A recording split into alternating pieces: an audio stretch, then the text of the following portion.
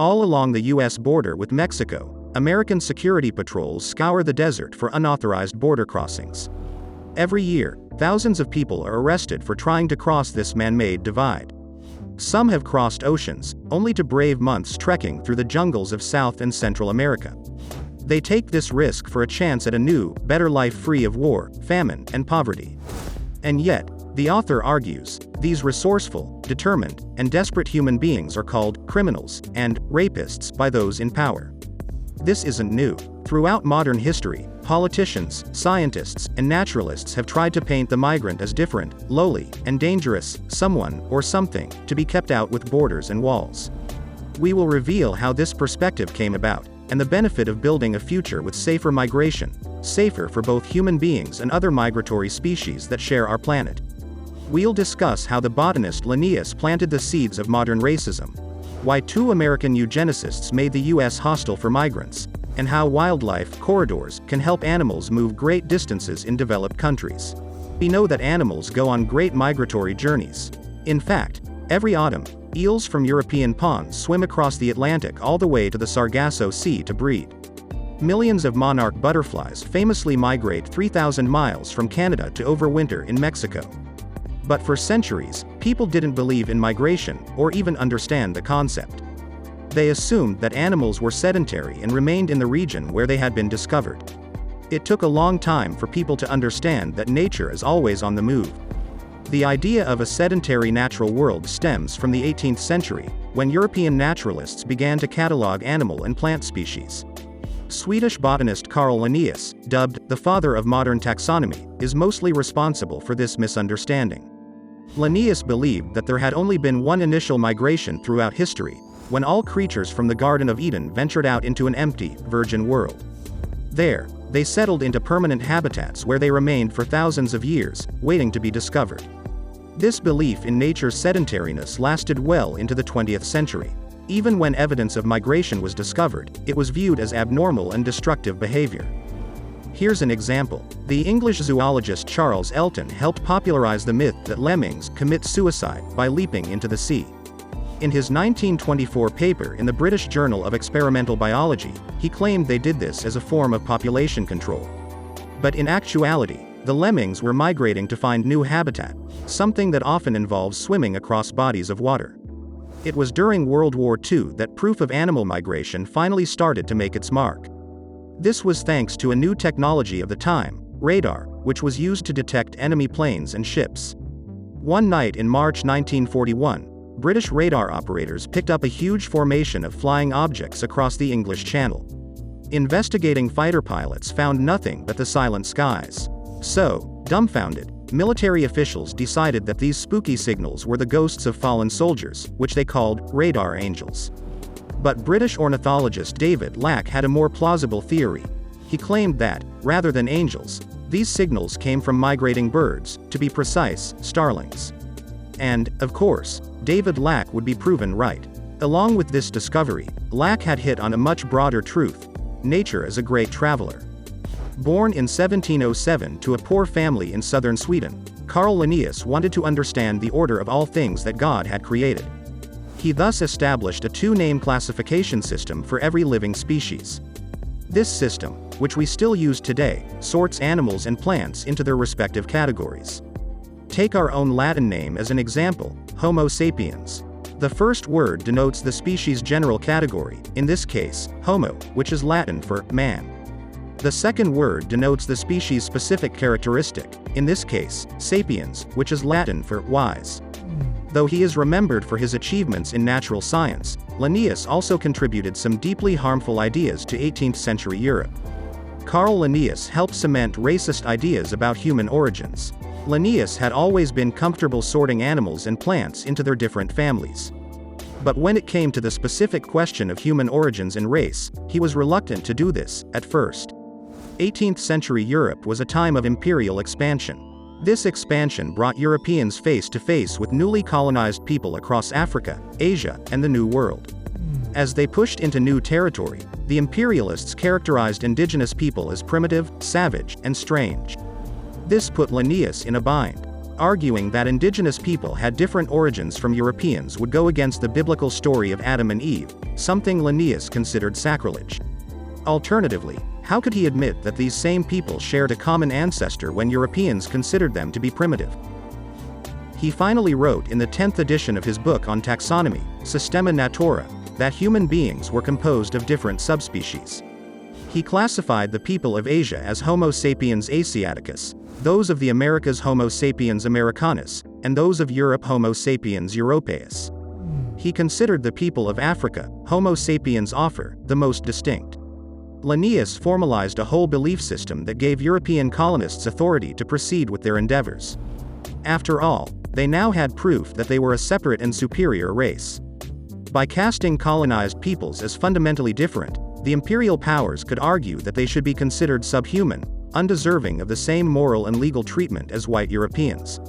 Rather than being part of a common story linked by migration, these different human subspecies, Linnaeus argued, had developed in isolation, just like all animals and plants. He would never know how wrong he was. Imagine New York City at the beginning of the 20th century. Immigrants and natives blended into what was called the melting pot of cultures. In fact, a poem by Emma Lazarus, The New Colossus, was cast on a plaque to welcome immigrants to the United States. It sits at the Statue of Liberty's feet, and its most memorable line is, "Give me your tired, your poor, your huddled masses yearning to breathe free." Not everyone, however, shared this sentiment. In the US, two eugenicists spread a racist, anti-immigration ideology. Two prominent aristocrats from New York City, conservationist Madison Grant and the philanthropist Henry Fairfield Osborn, opposed this melting pot. Both men resented how waves of immigration had transformed New York City and eroded their own cultural dominance in society. Each man would take his own path to popularizing eugenics, which had been steadily growing since the late 19th century. Eugenicists like Grant and Osborn believed that specific qualities, like mental quickness and moral fortitude, were inherited based on a person's race. They argued that these positive qualities established in white European families would be watered down by genes from other, inferior races. Both Grant and Osborn tried to illustrate the differences they believed existed between white European settlers and people from elsewhere. First, Osborn, who was the president of the American Museum of Natural History, arranged an exhibit called Races of Man. This exhibit highlighted the supposed distinctions among the different races. Then, Madison Grant published an influential book called The Passing of the Great Race. In it, he set out a racial hierarchy, with Nordic Europeans at the top. It received praise from Adolf Hitler himself, who wrote to Grant saying, "The book is my Bible." Grant and Osborn would go on to successfully lobby the American government to implement stricter immigration laws. Calvin Coolidge, the president at the time, and who was quoted saying, "America must be kept American," signed a bill they helped design. Eventually, the eugenicists' racist views were revealed as unsubstantiated. They were unable to produce any scientific proof that racial mixing had any negative effects. No matter how hard they looked for mental and physical degeneration among migrant communities, they found only normal, healthy human beings, no better or worse than anyone else. The early 20th century saw US borders begin to close to immigrants and minorities that were being persecuted in Europe and Russia. At the same time, alien, animal and plant species found themselves the target of the same scrutiny. Anti-immigration sentiment extended to nature. During the early 20th century, a widespread belief among scientists was that newly introduced species disrupted established ecosystems. This mostly stemmed from an experiment conducted in 1932 by a Russian biologist, Georgy Frantsevich Gauss. In his experiment, Gauss introduced two different species of yeast into the same sugary solution, Saccharomyces cerevisiae and Schizosaccharomyces kaffir. At first, both species flourished. But then, one species started to take over. The declining yeast was poisoned by the other species' byproduct, ethyl alcohol. This phenomenon, called Gauss's law, illustrated for naturalists that there was no such thing as sharing between similar species. Instead, they believed that non-native species were aliens that would cause great harm to similar indigenous flora and fauna. In line with these assumptions, zoologists began to worry about invasive species taking over ecosystems around the world. In Europe, the arrival of the American gray squirrel troubled naturalists. And across the ocean, English starlings caused concern. In fact, American government officials considered the starlings, bad citizens, and undesirable aliens. More dramatically, the Nazis began eliminating non-native plant species from German gardens. They believed the plants were a threat to German culture. The innocuous flowering herb Impatiens parviflora provides a great example. Dubbing it the Mongolian invader, the Nazis ordered this herb to be exterminated from all German gardens. This attitude toward invasive species is still with us today. In Hawaii, centuries of human and animal migration have introduced many new plant species to the island. In 2010, botanists attempted to destroy immigrant species in carefully marked plots, hacking away at trees, shrubs, and ferns. Eventually, they gave up. Not only was it impossible to rid the jungle of all new plant species, it was unnecessary, too. Unlike the 2 yeast species in the sugary test tube, Hawaii's new plant species had found an equilibrium with the established flora. Finally, botanists accepted that they were there for good, and they allowed the jungle to rebuild with a mixture of native and alien plants living in harmony. In 18th century England, the cleric Thomas Robert Malthus made an extraordinary claim. He suggested that, rather than helping the poor, the government should allow disease and poverty to take their toll on them. Otherwise, he believed, they would cause overpopulation that would lead to more poverty and famine for everyone else. For centuries, Malthus would influence political thinkers with this pronouncement, with lasting and harmful consequences. Malthusian fears about overpopulation encouraged anti-immigration sentiment and human rights abuses. In the 20th century, there was an especially grisly event that turned many biologists into modern-day Malthusians. But rather than human overpopulation, it affected animals. During World War II, soldiers were briefly stationed on St. Matthew Island, a high, rocky slab in the Bering Strait. To provide a backup food source for these soldiers, the American Coast Guard captured 29 reindeer from hundreds of miles away and transported them to the island. After the war, the remaining reindeer were left behind on an island with no natural predators and an abundance of lichen to eat. Researchers came back to the island in 1963 and found that the initial 29 reindeer had become 6,000. But, when they returned a few years later, the researchers found only bleached skeletons. The thousands of reindeer had trampled and eaten the lichen until there was nothing left to sustain them. The incident at St. Matthew Island influenced biologists, who began to wonder if human overpopulation would lead to the same fate. One biologist, Stanford professor Paul R. Ehrlich, wrote an apocalyptic book called The Population Bomb. In it, he stoked fears about an impending population explosion and recommended drastic measures to stop it from happening. For the United States, he suggested strict immigration control. For India, he pushed for men with 3 or more children to be sterilized. And for the rest of the world, he believed some poor countries should be left to starve, similar to Malthus's view. In 1975, the Indian government adopted Ehrlich's recommendation. Men with more than 3 living children would be sterilized, and pregnant women with more than 3 children would have to undergo abortions. This policy led to over 200 deaths from botched vasectomies and other human rights abuses. To compound the tragedy, neither Ehrlich nor Malthus was remotely correct in their fears. In fact, allowing the poor to attain prosperity has led to a proven decline in birth rates. In 2000, President Bill Clinton celebrated the success of the Human Genome Project in a ceremony at the White House. By mapping the roughly 20,000 genes in the human genome, the complete set of human DNA, researchers found that there was barely any genetic difference among members of our species. In fact, they discovered that only 0.1% of our DNA differs from any one person to the next. DNA proves human beings are closely related, and have always been migrants. At the ceremony, President Clinton announced that human beings were 99.9% the same, regardless of their ethnicity. This provided definitive proof that we all share a common ancestor from East Africa, and that very little separates any of us from this ancestor.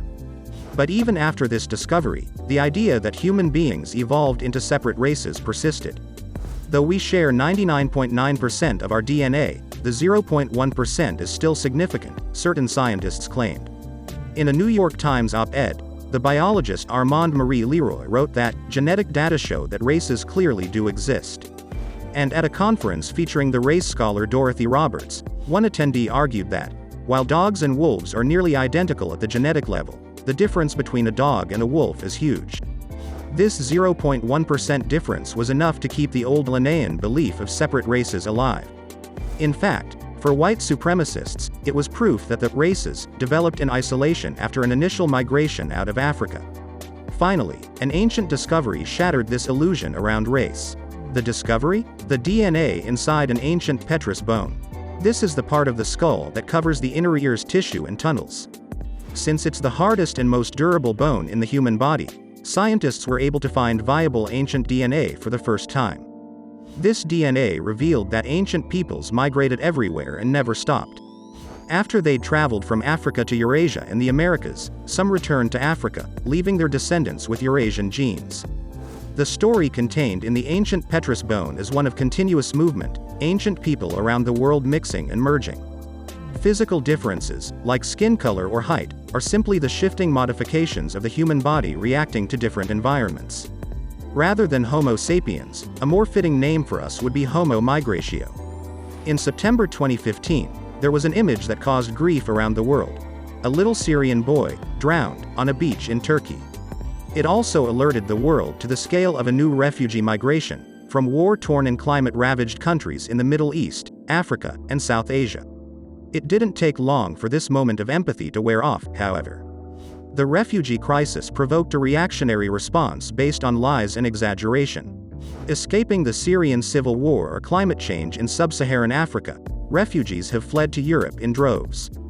By 2015, over 1 million people had found their way to Europe, mostly to Germany, but to other countries, too. As they arrived, a reactionary backlash arose.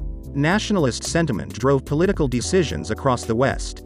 Populist leaders promised harsh anti-migrant measures. The UK voted to leave the European Union, partly due to the perception of the EU's open borders. Then, during the first few days of January 2016, women in Germany reported assaults by newly arrived migrants from the Middle East and Africa that took place on New Year's Eve. Media across the EU targeted these migrants, suggesting that they were especially inclined to assault women. In Poland, one magazine cover read, "The Islamic Rape of Europe," with an image of black and brown hands ripping an EU print dress off the body of a blonde, white woman. Soon after, media outlets aired a video of migrants who were alleged to be celebrating that one of Germany's oldest churches was going up in flames. By this point, anti-immigrant feeling was raging. But not everyone bought into these stories. One national public radio journalist examined the reports from New Year's Eve. He found that while the attacks had occurred, they weren't necessarily exceptional for New Year's Eve in Germany. In fact, they were part of an ongoing sexual violence crisis at a global level. The difference in 2016 was that the attackers weren't the usual type of sexual predators who roamed the country. This same NPR reporter discovered something else, too. The German church hadn't been gleefully and purposefully set ablaze by migrants. Rather, Syrian refugees had been celebrating a ceasefire in Syria's civil war when a firework accidentally landed on the church's scaffolding. There had been no migrant crime wave, nor an Islamic rape of Europe, simply a determination to find perpetrators among newly arrived migrants. In February 2018, Russian cosmonauts attached an antenna to the International Space Station. The antenna's purpose was to scan the Earth's surface. It would pick up movement from tags fitted onto hundreds of species on Earth. This data revealed an intricate network of migration pathways wrapped around the planet, by land, sea, and air. It also revealed a more cardinal truth: migration plays a fundamental role in life on Earth. The author thus argues that we need to make it easier for humans and animals to migrate. Migration, for both nature and humanity, can and should be facilitated safely. When it comes to animals, human habitation and roads sometimes act as obstacles to migrating species. One way to make the landscape more hospitable for them is to connect fractured habitats with safe, wide corridors that support movement. Some already exist, like the Yellowstone to Yukon initiative in North America. Hundreds of conservation groups have banded together to create a wildlife corridor from northern Canada to Yellowstone Park. That's 500 miles of safe passage for migrating animals. In Canada, special wildlife bridges allow grizzly bears, wolverines, and elk safe passage over busy highways. The Netherlands and the U.S. state of Montana have adopted similar structures. As with nature, so with human beings. The author believes in the possibility of a world where people can move safely across international borders. Having permeable borders would allow those fleeing dangers to avoid drowning at sea or being hunted down by armed border patrol agents. Rather than checkpoints, with their nests of barbed wire, international borders could soften, like those between countries in the European Union, or states in the US. This doesn't seem possible, right? Well, initiatives that offer a potential framework for a world like this already exist. For instance, the UN's Global Compact for Safe, Orderly and Regular Migration advises countries on creating more legal pathways for migrants looking for new livelihoods. The truth is that human beings are natural migrants. In the end, not even the highest wall or the deepest sea can hold us back. It's only right, then, that we envision a world where migration can be made safe and dignified for all. Humans have always been migrants, just like the animals with which we share the planet. Despite what 18th century taxonomists and 20th century eugenicists have claimed, DNA shows that humans are all intimately related and connected by a common history of migration. Looking to the future, we must build a world in which moving among countries, across continents, and over oceans is safe, dignified, and humane. Thanks for watching. See you on the next one. Oh, and don't forget to subscribe.